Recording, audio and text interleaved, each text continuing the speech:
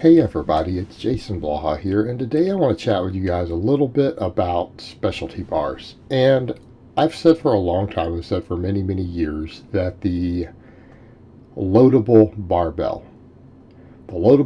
itself is probably the single greatest strength training and fitness invention of all time. It gives us an enormous amount of versatility. It brings so much to the table that cannot be replicated with any other implement that we've ever designed, that it again, it's just ubiquitous. And every strength coach in the world knows this, who coaches athletes who need to be stronger for any sport. This is understood. This is universal. Only a handful of rebels try to rebel against it, and they look silly to the larger strength and conditioning community.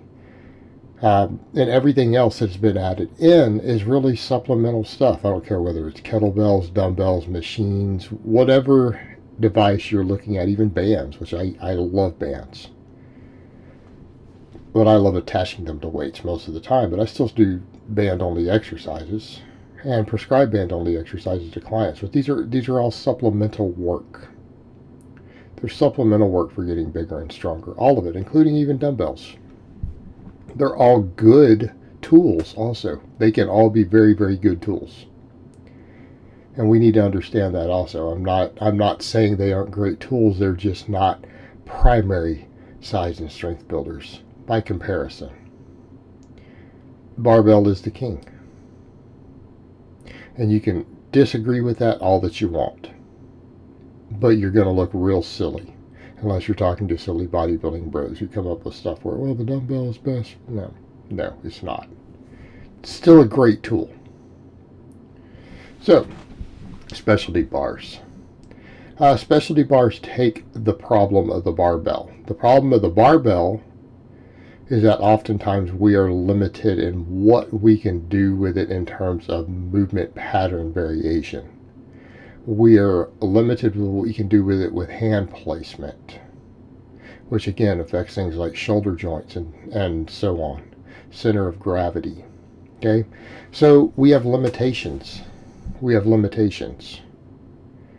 It's the greatest tool, but it doesn't give us everything that we need. And I will go so far as to say we can almost replace a lot of these other tools that are out there just with specialty bars. Why?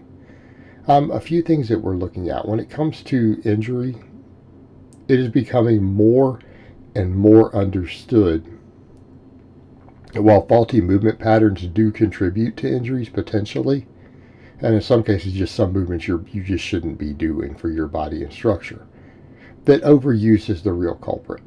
Okay? Overuse is the real culprit.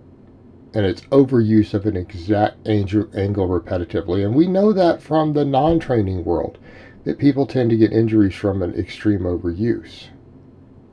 And again, I've experienced this myself. Okay, I've experienced this myself. There's a reason I don't do chin-ups or pull-ups anymore. I started having some shoulder issues while doing my 100 chin-up a day experiment last year for every day, and I did it for about 6 or 7 weeks. Probably longer, to where I tried to hit 100 chin-ups every day. Eventually just went to like 10 sets of 10. Now, we wouldn't think of that as a big deal, right? Okay, 100 chin-ups a day broke up into 10 rep sets. I could do more than 10, so not really a problem. Started becoming an overuse issue, and that issue has never gone away completely. I can't do pull-ups or chin-ups of any variation now, okay, without causing major inflammation. Talking 3 sets of pull-ups will cause me inflammation for 3 weeks. Even the most shoulder-safe variations. So overuse is a concern. When we're training with a lot of volume and a lot of weight, we care about overuse also. But what happens when we change something slightly? What happens when we just change the angle of a barbell? Like watch the buffalo bar here. Right, doing even my close grip press with a buffalo bar instead of a straight bar, because you saw some in there. It changes the range of motion. Now, some people say, well, that's making it longer, and that's something. Well, it is different. It does change the range of motion. It does slightly change the bar path. And what happens if you're doing this and you go to the straight bar? You cut an inch out of the range of motion, a stretch. So if this is starting to cause any inflammation or issues, you just swap. Okay. I could go to a different bar. I mean, I've got other even more various bars, some crazier bars that I don't use as much these days. Football bar and things like that. But I mean, I could go to an axle bar. Again, we change the angle and the range of motion. Now, we could argue about that from a hypertrophic perspective. But that's a whole nother topic again of why there's no such thing as a best movement to get big in a certain muscle, right? Because the research all shows us that if we pick two different movements for the same muscle, we tend to get slightly more muscle growth anyways. It tells us that best means more than one. It means the best exercise for any muscle is to do more than one exercise for that muscle. Which means that the concept of a best is idiotic. It doesn't work. You could have great exercises. And I think that's what people want to try to imply with the best. That, hey, I really get good results when I add this exercise in. Okay, fine. There's nothing wrong with that. But it can't be the best because you have to have more than one. The best results come from using a couple different movement pattern variations. Well, we can get that out of barbells. And I think people forget that. They don't understand that no, this is like doing two different types of curls. Like if you have three different bars that you do a closed grip bench with,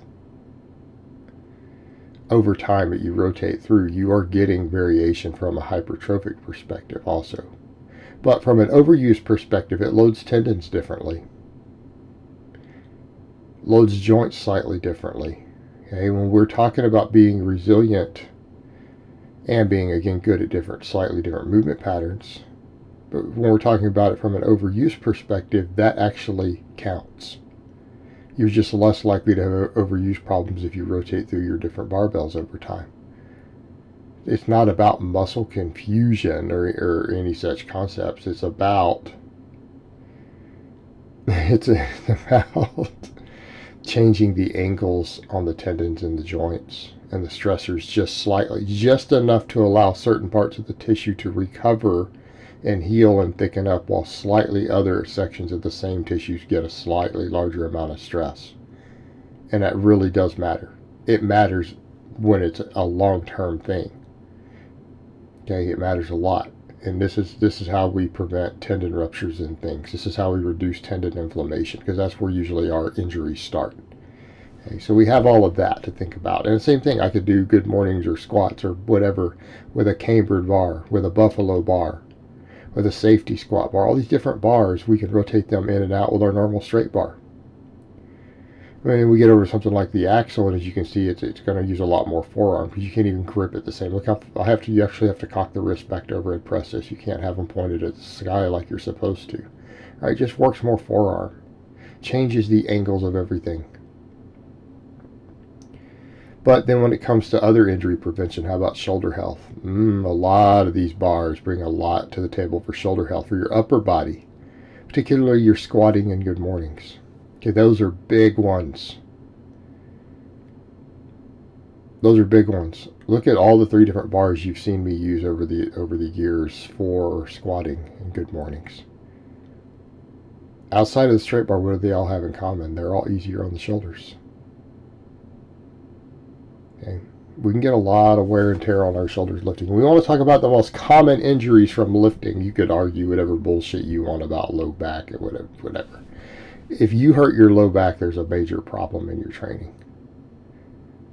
Okay. Shoulder injuries, those are the most common. These barbells are designed to inflame and stress the shoulders less. One of the big perks of all three of those barbells when it's sitting up on your back, because it puts the shoulders at better angles. Because we have to grip it differently on the buffalo bar lower down. The safety squat bar, your hands are just out in front of you. Cambered bar, the same thing, hands are down below you and back. See, end result, the shoulder joint is just stressed less. It's put into less of a compromised position over the set. Because having your hands up in the position to where you're squatting or doing a good morning over time, it's very fatiguing to the shoulder joint. It does put stress on it. And I'm not saying you'll ever have issues from it. A lot of people never have any issues doing that, years and years and years, and tons of those movements. Others do. What we do with these other bars is that we reduce the chances of it. So they just help with general shoulder health and overuse and everything else. Okay, these are all good tools. Specialty bars are really your go-to. If you have nothing else in your home gym, collect an assortment of specialty bars to go with your racks and plates. It'll give you so much diversity and injury prevention. It's where your real money should be. All right, guys, well, that's really all I have to say on that today. I hope it's been informative, and I will talk to you guys next time.